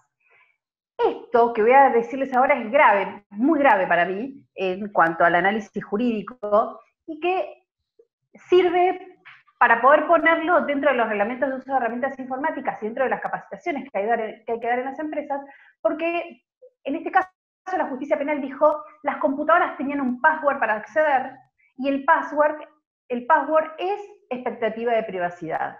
Entonces, en todos los reglamentos de uso de herramientas informáticas, y obviamente en todas las empresas, hay no una, sino varias claves, una para levantar el sistema operativo de la computadora, otras probablemente para acceder a los correos, otra probablemente para acceder a determinado tipo de información confidencial, porque incluso la Ley de Protección de Datos Personales nos obliga a tener estándares de seguridad y niveles de seguridad. Entonces, en cualquier reglamento de uso de herramientas informáticas hay que establecer que la existencia de un password, bajo ningún punto de vista, que no es lo mismo. Por eso, cuando se utiliza una herramienta informática, la expectativa de privacidad laboral, debería quedar acotada. Y lo otro que dijo la justicia es que los empleados no habían prestado el consentimiento para el acceso de los archivos y que solo habían llevado las computadoras que les había dado el empleador al área de sistemas para que les hicieran un backup. Desde lo penal tiene un montón de falencias, pero vuelvo a decirles lo mismo, yo lo que hice fue rescatar las argumentaciones que va dando la justicia para determinadas cuestiones, y que son las que después a legales nos va a hacer decir, bueno, a ver, ¿cuál es el checklist de lo que sí o sí tengo que hacer? Y acá me lleva a decirles, bueno, El reglamento de uso de herramientas informáticas debe ser elaborado en conjunto con el área de seguridad informática de la empresa, interna o externa, no importa, pero digamos, si los abogados nos sentamos a escribir lo que nos parece que tiene que ser, y las demás áreas no se comunican y no se enteran de lo que pensamos que hay que hacer, tenemos algo muy lindo que es inaplicable. O al revés, tenemos procesos establecidos desde el área de seguridad que no son cumplidos por el resto de la organización porque falta capacitación o comunicación y faltan establecimiento de reglas claras. Dentro de un reglamento también, por un tema de docencia o de capacitación, está bueno, si bien establecer que todo lo que brinda la empresa es una herramienta de trabajo, y esto, soy bien gráfica, es lo mismo una pala que una computadora, que un acceso a internet, para que al empleado le quede claro qué es lo que se pretende con toda esta infraestructura tecnológica que se pone a disposición. Me está avisando Manuel que me quedan 3 minutos, ya casi termino. Identificar los casos de uso que tenemos que tener sobre esas herramientas, informar que se va a monitorear, no qué día se va a monitorear, sino informar que se va a monitorear, y si yo informo que voy a monitorear, tengo que monitorear. Y si encuentro un desvío en el uso de las herramientas informáticas, tengo que llamar la atención, no dejarlo pasar. Bueno, esta vez la dejo pasar. No. Capacitar, aclarar que el uso de contraseñas no brinda una expectativa de privacidad, sino que las contraseñas o cualquier medida de seguridad jurídica o lógica o tecnológica, lo que apuntan es a eso, a establecer mecanismos de seguridad. Capacitar sobre los accesos remotos, que habló Walter, sobre la forma en que se deben utilizar, capacitar sobre la forma en que se pueden guardar las contraseñas, no voy a ser yo la que les diga cómo, pero claramente un post-it, un papelito, o como me dijo alguien, yo tengo las contraseñas guardadas en un mail en borrador en mi celular, jamás. Establecer pautas muy claras de cuáles son las prohibiciones de uso, y para esto los abogados lo que decimos es, si vos prohibís demasiado, en definitiva se va a usar para cualquier cosa, entonces las prohibiciones de uso tienen que ser muy claras, tratando de que sean cortas, pero no por eso prohibiciones al fin, y cuáles son las sanciones que se van a establecer para cada caso. ¿Por qué? Porque la justicia justamente lo que nos dice es, para que el despido con causa sea justificado, primero tiene que haber habido una causa fuerte y tendrías que haber advertido al empleado sobre cuáles eran las causas que se consideran graves.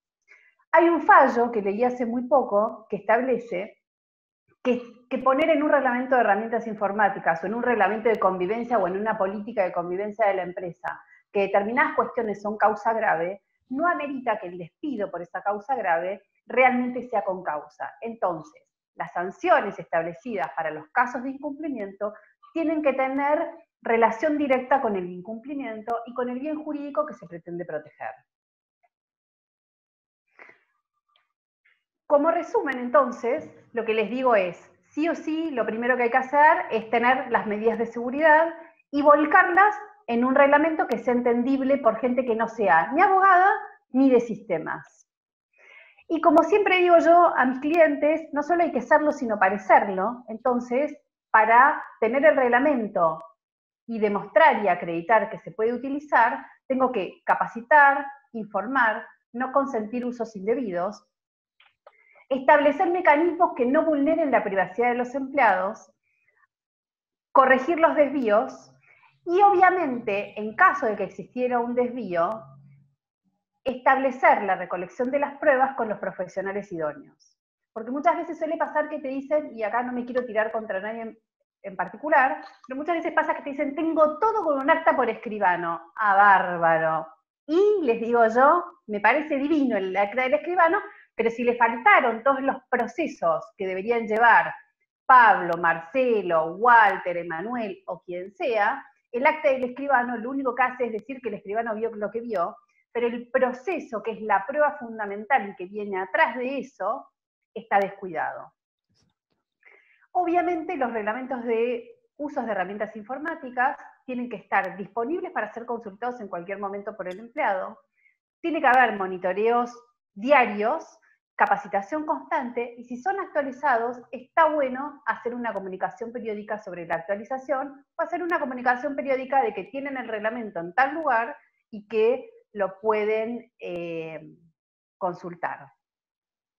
Y creo que esto era todo, y agrego solo una cosita relacionada con lo que decía Walter en estos días. Ya termino, Manuel. En estos días, ¿y qué es? Bueno, todo bárbaro, pero ¿qué hacemos con las computadoras de la casa? Entonces, en este tiempo de aislamiento social obligatorio, donde cada uno tuvo que apañarse como pudo, hay empresas que tuvieron plata para poner notebooks y mandárselas a sus empleados, hay otros que no pudieron, y hubo que establecer mecanismos intermedios. Entonces, acá lo fundamental me parece que es rescatar que sea cual sea la modalidad de home office que se haya establecido para este periodo excepcional, el reglamento de uso de las herramientas informáticas no cambia. Quizás lo que hay que hacer es recordarlo en los casos en que se haya podido segmentar la utilización y segmentar el uso de la información, de manera tal que los riesgos tecnológicos se hayan disminuido y que el empleado también puede ejercer el monitoreo y la utilización de las herramientas básicas que el empleado necesita para poder trabajar en estos días de cuarentena. Y ahora sí, muchas gracias. Gracias, Macarena. Gracias. Es cierto, tuvimos que cambiar nuestros métodos de trabajar. El derecho había, por una cierta forma, anticipado este contexto, porque ya teníamos que usar una computadora para trabajar, pero nunca pensamos que íbamos a tener que trabajar fuera de la oficina, en contextos bien específicos, donde ahí es como una jungla, donde pueden pasar cosas externas o también internas de la propia voluntad de los empleados. Es realmente un lazo muy interesante porque hace ya 5 semanas estábamos todos yendo a la oficina en una cierta zona de confort, ya hablando de futuro, cómo será la tecnología aplicada a mi trabajo, etc. Pero era como algo lejano. Y de repente, de un día por el otro, me tuve que hacer un viaje al futuro, imaginarme soluciones, en fuego, apurados, exponiéndome. Y ahora la pregunta es, hoy es el día 40, la cuarentena, no me perdí. Pero, ¿cómo será el año que viene? ¿Cómo serán los cambios laborales? ¿Cómo será la masa digital? Y eso creo que Julio, que está acá, llegó. Gracias. ¿Cómo estás? Te doy la palabra. Julio, bueno, mi tecnólogo preferido, una referencia, eminencia, por favor. Escúchame, están viendo la pantalla mía, ¿no? El plan Picapiedra. Perfecto. Perfecto. ¿De qué se trata el plan Picapiedra? Esta frase la hizo célebre Melconian cuando se refirió a parte del plan económico por ser demasiado básico. Pero yo me voy a referir al plan Picapiedra porque yo creo que si hoy tenemos que representar un estado de la raza humana es este. Estamos siendo sumamente vulnerables y provistos de nuestros propios medios como seres humanos. La tecnología en un punto nos está ayudando, pero hasta por ahí. Y el plan Picapiedra consiste que cuando esta gente que vivía en las praderas, en la selva, en cualquier lado donde habitaban, y venía un nuevo, digamos, depredador, ellos tenían un solo plan, que era esconderse dentro de la cueva, todos juntos. Entonces, nada, primero tanteaban, ¿no? Bueno, mandemos al que salía a cazar, porque primero se comían todo, se quedaban sin víveres, ya no había algo para hacer combustión, la comida que tenían almacenada era comida que ya se había acabado, entonces empezaban a hacer una suerte de volver a la normalidad. Entonces iba el cazador salía, no volvía. Feo, ¿no? Después agarraban y decían, bueno, vamos a mandar otro. Mandaban otro, pum, no volvía. Veían qué le pasaba a quizás otros cazadores y detectaban que los cazadores más viejos volvían con menos asiduidad que los jóvenes. Entonces ahí sacaban la conclusión de que tenían que mandar a los jóvenes y los viejos quedarse dentro de la cueva. y no son tan difíciles las conclusiones a las que estamos sacando hoy nosotros. Nosotros estamos todos adentro de la cueva. En algún momento esto tiene que abrir. Y en algún momento, en ese momento de abrir, se tienen que tomar los riesgos que cualquiera de ellos tomaron, y obviamente que lo hacemos de la manera más pautada y sesudamente posible para no causar, obviamente, una pérdida humana. Pero es evidente que todos adentro de la cueva no pueden estar, y es evidente que tampoco se puede exponer a todos, porque si no se acabaría esa aldea o esa comunidad. El plan Picapiedra, cuando eso ocurre, ninguno de ellos deja de ver la realidad. Y el principal problema que estamos teniendo hoy es que no estamos todos en la misma página. Y tenemos que estar en la misma página para que esto vuelva a tener una suerte de normalidad o transicionar el momento. Si nosotros no hablamos entre nosotros de qué es lo que nos está pasando, muy difícilmente sincronicemos y nos podamos poner de acuerdo en los procesos que tenemos que hacer. Hoy en día nos está ganando el cortoplacismo, nos está ganando el estado de excepción. Entonces, cuando vos ves, al principio, voy a poner un ejemplo concreto, cuando vos ves un ejemplo de la implementación de certificados emitidos por un sitio web para transitar en la calle a la gente que se nos dejó transitar, al principio era un papel. Vos decías, bueno, para estas 2 semanas, 3 semanas alcanza y sobra, pero nunca le bajó la tecnología a la gente que está haciendo el control como para verificar si eso es real.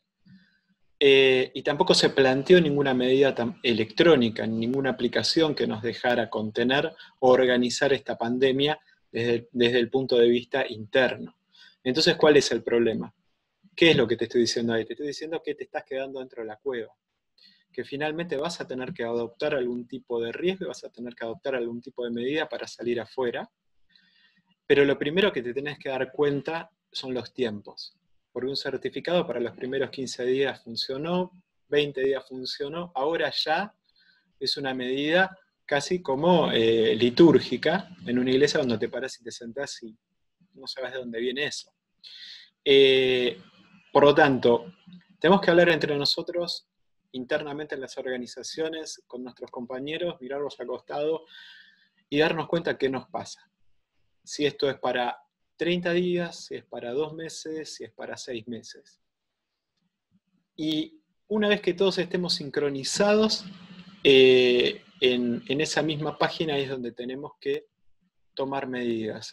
Lo que va a tratar el segmento mío es especialmente del eslabón más débil, que es el ser humano en todo esto.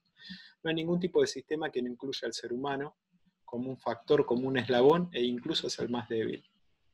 Entonces, cuando nosotros hablamos, nos damos cuenta, reconocemos, ustedes van a notar inmediatamente que hay una suerte de optimismo. A mí me pasa, al principio de todo esto, ¿no?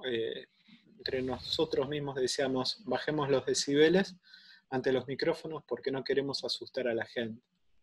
Pero eso también significaba mentir, porque no decíamos lo que realmente teníamos adentro nuestro. No estoy hablando de información, estoy hablando de lo que sentíamos adentro. Hoy en día está un poco más explícito el tema. Esto viene para no 3 meses, no 2 meses, viene por lo menos de 8 meses o finalizado el año para arriba. Entonces, el optimismo no es algo que sea algo positivo en este momento. Cuando te tenés que mirar y reconocer, el optimismo no está bueno, es para otro momento el optimismo. Primero tiene que haber una honestidad. Y este es el momento de la honestidad, de mirarnos a los ojos y decir, mirá que esto no son 30 días, adoptemos medidas de trabajo que sean para corto plazo y para largo plazo. Cuando estamos hablando de corto plazo, es el plazo que nosotros definimos. Si nosotros pensamos que hay por delante 10 meses, el corto plazo son los próximos 5. Y después de los 5 meses, hasta el final del evento, es lo que nosotros definimos como ya largo plazo, o como un plan. Y después tenemos que definir de esos 10 meses, si es que pensamos que son 10 meses, qué es lo que viene para quedarse, definitivamente. O sea, ¿qué de todo esto que nos está pasando va a venir para quedarse? Porque yo decía que había que reconocer el momento en el que estábamos. En mi Twitter puse una encuesta en la cual dije, ahora que ya probaron todos el teletrabajo, ¿cuánto resignarías de tu sueldo para no volver nunca más a la oficina? Obviamente en ese texto yo lo que asumía era que vos habías cerrado un sueldo por ir a la oficina todos los días a trabajar una X cantidad de horas. La cantidad de gente que me dijo, no, pero la empresa se ahorra plata y mi trabajo y mi tiempo no vale. Digo, ¿esta gente entendió que el mundo cambió para todos? Y creo que cambió para siempre. Y que no vamos a volver a ese estadio original del cual entramos. Del momento que entramos todos en la caverna, no vamos a salir igual. Y cuando salgamos afuera, no vamos a percibir el mundo de la misma manera. Entonces, contaban las costillas y llegué hasta a enojarme y decir, pero chicos, hoy me estoy ahorrando. En realidad en mi vida no cambió nada porque trabajo desde teletrabajo desde los últimos 8 años. O sea, todos se metieron a la caverna conmigo.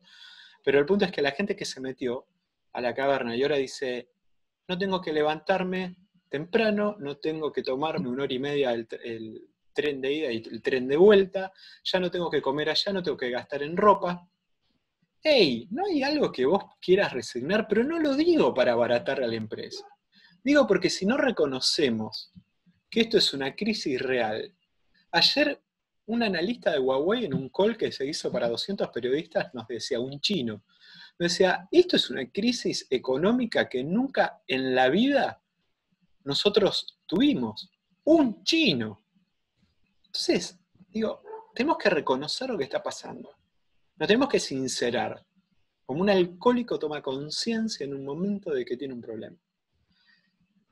Pero no para tirar abajo, sino para realmente poner un esfuerzo al nivel de lo que se necesita. Si nosotros pensamos que esto es una idiotez, que se va a curar en 3 meses, está pasando esto que nos está pasando en este momento. Que bueno, nos quedamos en casa, pintamos un cuadro, o sea, remodelamos, atendemos un poco el cibertrabajo, en donde quizás tenemos que repensar la estructura organizacional de vuelta, entera, y repensar la empresa, tu puesto de trabajo, el de al lado, el del costado y todo. Y quizás no es para estar así tan sentadito como estamos. Los procesos de trabajo son, en un punto, un comportamiento habitual mejorado. ¿Qué es un workflow de trabajo? ¿Qué es un método de trabajo? Vos todos los días te tomás un tren y viajás en el último vagón, porque sabés que hay menos gente que viaja ahí. Ese comportamiento se volvió un proceso en tu vida. Caminás por el lado donde está la luz, porque de noche no querés transitar al lado oscuro, porque te roban.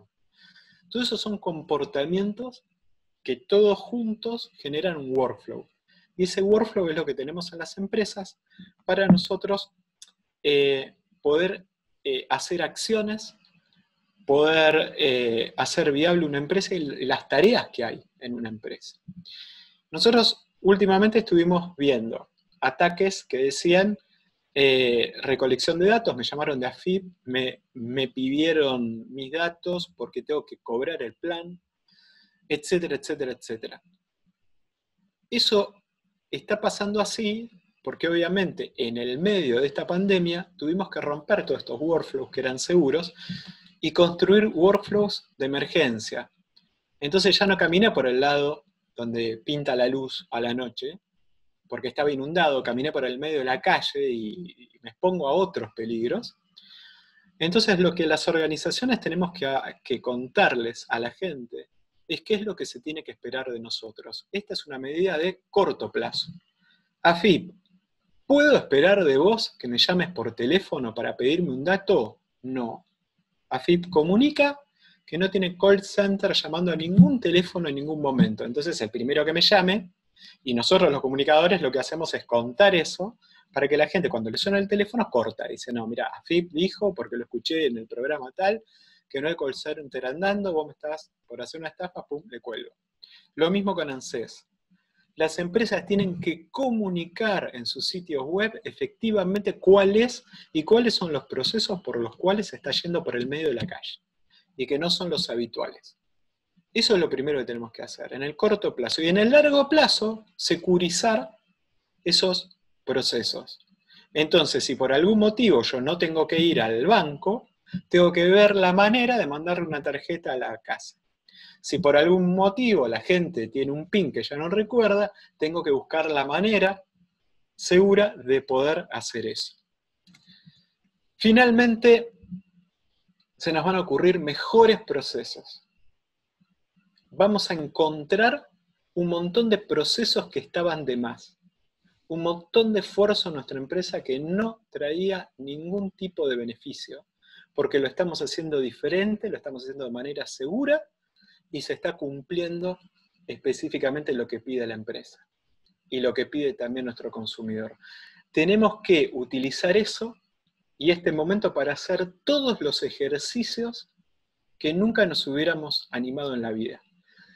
Yo vengo del rubro de prensa y tecnológico, y cuando yo le decía a un editor, che, mirá, podríamos hacer las reuniones de pauta, las que se hacen a la mañana para ver cuáles son los temas del día, remotamente. No, ¿por qué? No, ¿cómo voy a...? No. Bueno, ahora lo están haciendo. De hecho, hoy en día tenemos el programa más escuchado de la radio, o la mañana más escuchada de la radio, que la hace Mitre. Sus conductores no están en los estudios, y sus equipos sí. Entonces se ponen sistemas, la producción se comunica de otra manera, hay llamadas telefónicas, que si vos le preguntabas a estos conductores, ¿para qué venís a la radio? Pues no te quedás en casa, te ponemos una T-Line, que es el equipo que los conecta, y salís de tu casa, o sea, vivís otra vida. No, porque el contacto con la producción, con el micrófono, con el estudio. Ahora se dan cuenta que todo eso eran procesos litúrgicos. Y yo estoy seguro que no van a volver a la radio. Pero estoy seguro, aunque se levante la pandemia mañana, no tenés ni a Longobardi ni a La Nata en la radio al otro día. Porque ya esto sirvió para demostrarnos un montón de procesos que estaban de más. Yo lo que les pido es que, más allá de ser honestos, individualizar el problema, definir los procesos que salen por afuera por el corto plazo, dejar de pintar las paredes de la casa y pensar en largo plazo, porque realmente va para largo y muy riesgosamente, también pensemos creativamente esos procesos. Saquémonos la liturgia de encima y pensemos que algo nuevo podemos hacer y seguro, y vamos a estar rearmando esa empresa. Finalmente en todo esto hay una oportunidad. Y la oportunidad es en ser más eficientes. Vamos a empezar a ganar tiempo, quizás los que tenemos suerte de trabajar de teletrabajo. Vamos a estar cada vez trabajando más con nuestro cerebro y menos con la mecánica de los ritos, de levantarse a la mañana, cambiarse, ponerse un traje, ir en el auto hasta el lugar, etcétera, etcétera. Todo ese tiempo lo vamos a ganar. Pero no nos puede ganar ese tiempo el pijama, no nos puede ganar ese tiempo el desconcentrarse. Y las empresas tienen que ayudar al empleado a hacer esto. Vos no podés dejar a tu gente hacer teletrabajo sin tener una guía, una reunión de coordinación. Los psicólogos tienen que entrar en los workflows de trabajo hoy de las empresas, porque hay gente angustiada. No podés pensar angustiado porque se te acaba tu trabajo, no sabes cómo va a continuar, no sabes vos cómo vas a continuar con tu vida. Y realmente tenemos que salir juntos. En el medio de todo esto, hay gente encima que nos quiere afectar. Por eso digo, no podemos descuidar el eslabón más débil acá, que es el ser humano, y que somos nosotros. Y que tenemos que trabajar y hablarnos más que nunca. No nos podemos meter todos a la cueva y esperar a que ese depredador que está afuera se vaya mágicamente, y vamos a tener que correr riesgo, lo vamos a tener que correr juntos. Y en el medio de todo esto quizás encontremos que hay mejores maneras de cazar eficientes y seguir viviendo juntos y sin riesgos. Nada, eso era un poco lo que les quería contar y les entrego el mando ahí al amigo Richard.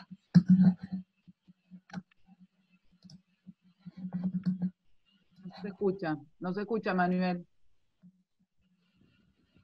Emanuel, no se te escucha, estás en mute. Tenés el micrófono apagado, Emanuel. Ahora no.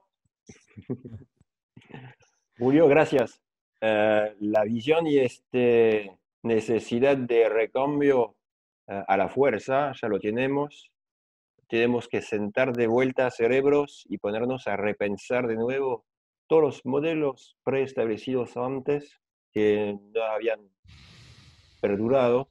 Revisar un poco, por ahí una expresión que se puede llamar el sentido común digital, donde basta de tener procesos tan complicados antes y ahora por la fuerza de las cosas debemos ir al esencial y trabajar mejor y en todas sencillez, porque como decís, el eslabón humano es el más débil hoy. Tenemos trolls, tenemos robots, tenemos fake, un montón de cosas digital que afectan al empleado, y si afecta al empleado puede afectar también a la empresa, a la infraestructura, que esté chiquita o que esté grande. O sea, es realmente una gran necesidad de rever mañana cómo será mi relación con mi colega, con mi cliente, con mi proveedor, con todas estas gentes, porque se terminó el café por el momento, el cafecito que nos gusta tanto. ¿Hay alguien que quiere agregar algo del panel?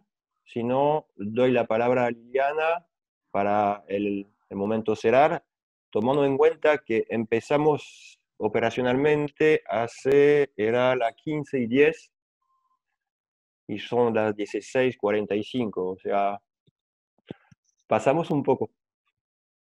¿Alguien quiere agregar algo?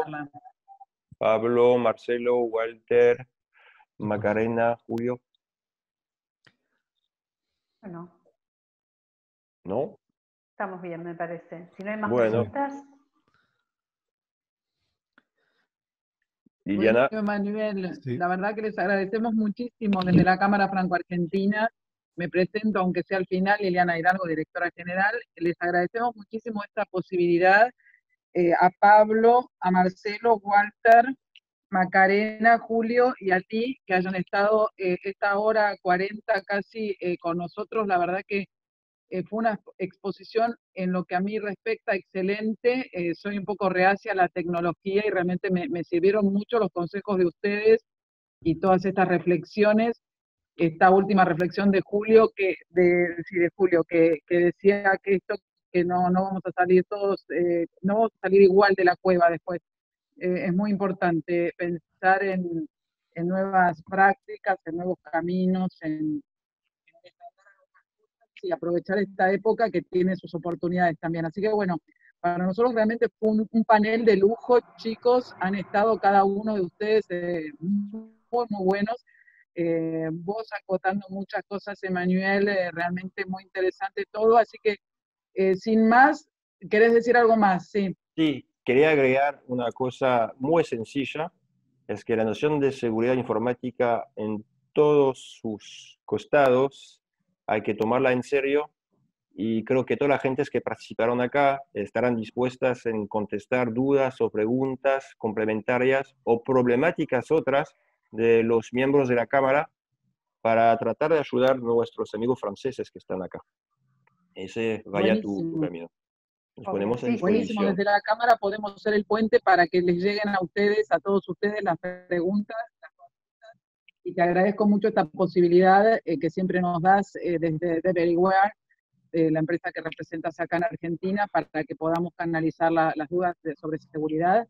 Y bueno, les agradecemos muchísimo a los oradores, como dije, y a todos los participantes, porque en algún momento creo que tuvimos como 60 conectados, así que realmente uno de los récords.